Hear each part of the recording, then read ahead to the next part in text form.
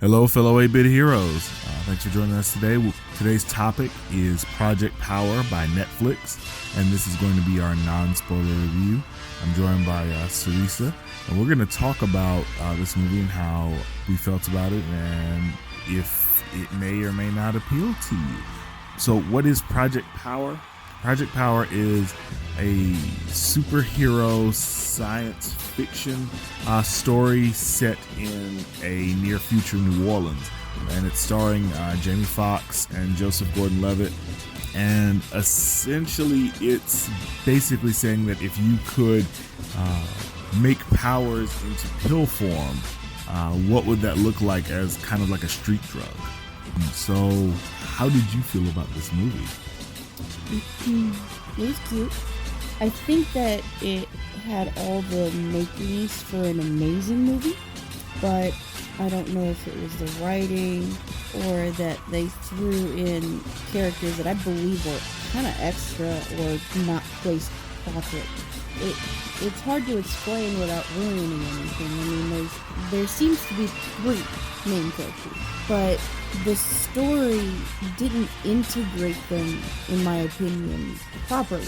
You have these 2 characters who seem to be on semi-opposite sides, but you don't really see them together. It's Jamie Foxx and Joseph. And looks like there's this little girl that kind of becomes that glue that puts them together, kind of.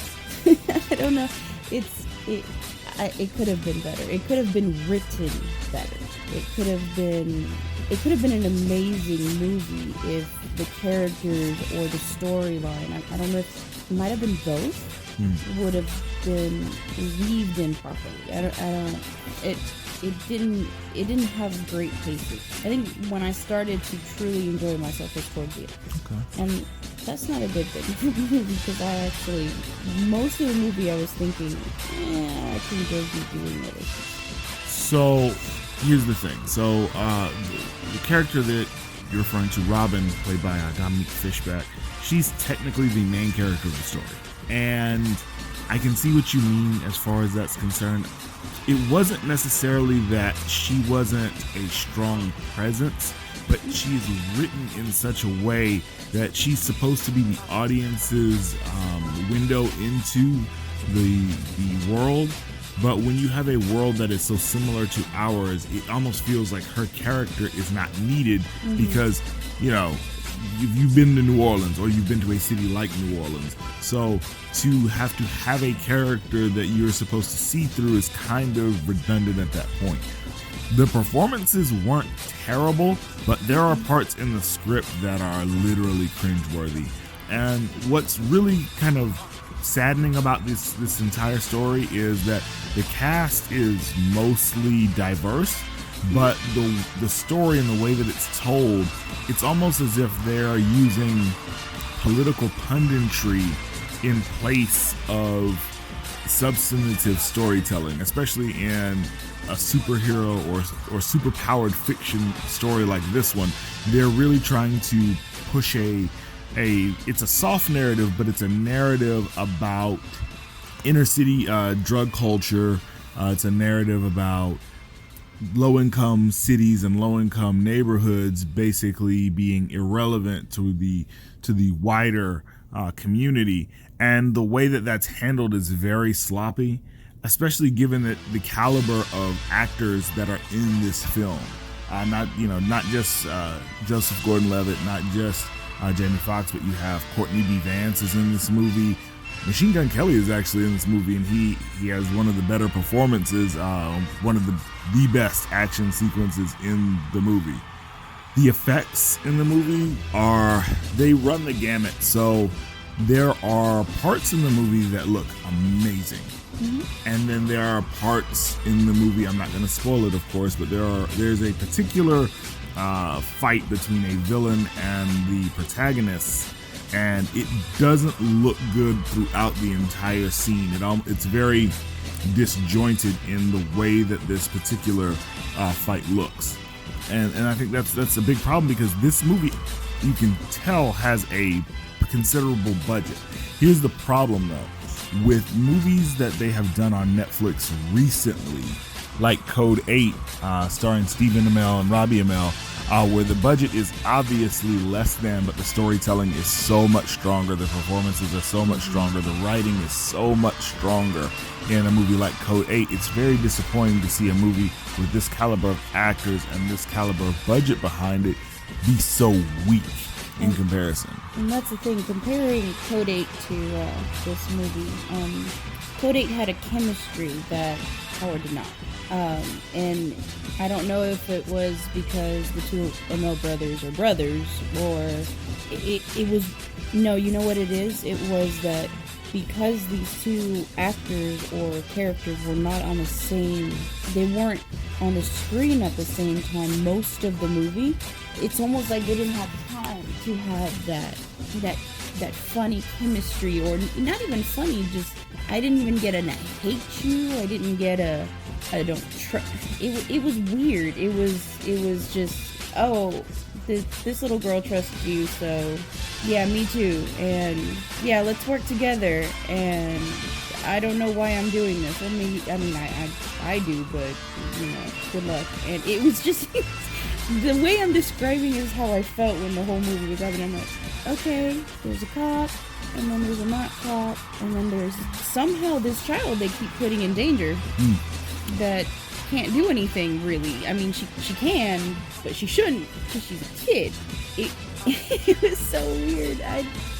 And a lot of the plot points that should have been sewn up by the time the movie ends were actually never dealt with and never addressed. In particular, there is a conspiracy type plot in the film. It's a subplot dealing with the New Orleans Police Department, and it's brought fairly early on into the movie, and then it is discussed briefly by the three main characters and then completely thrown away with no real resolution after the fact. And that is very, very interesting. I wonder if that's supposed to open it up for a sequel of some sort, but that's not even really the biggest problem with the film. The biggest problem with the film is the underutilization and really the lack of depth and thought that were used in dealing with the superpowers. Because the idea of, you know, putting special abilities into a drug isn't new.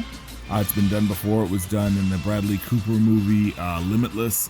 It's been done before. But the problem is that the way that it is implemented is so half-baked and almost like an afterthought in the film that a lot of the implementation of it is either not seen directly or is very, very situational.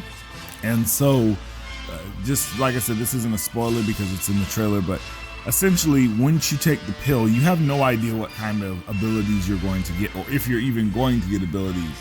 Some people literally just explode. So, that being said, taking the pill in of itself is basically a crapshoot. So the idea that people would just be readily taking this drug is very interesting, because it's not as if it gets you high or anything. It literally just gives you powers or not.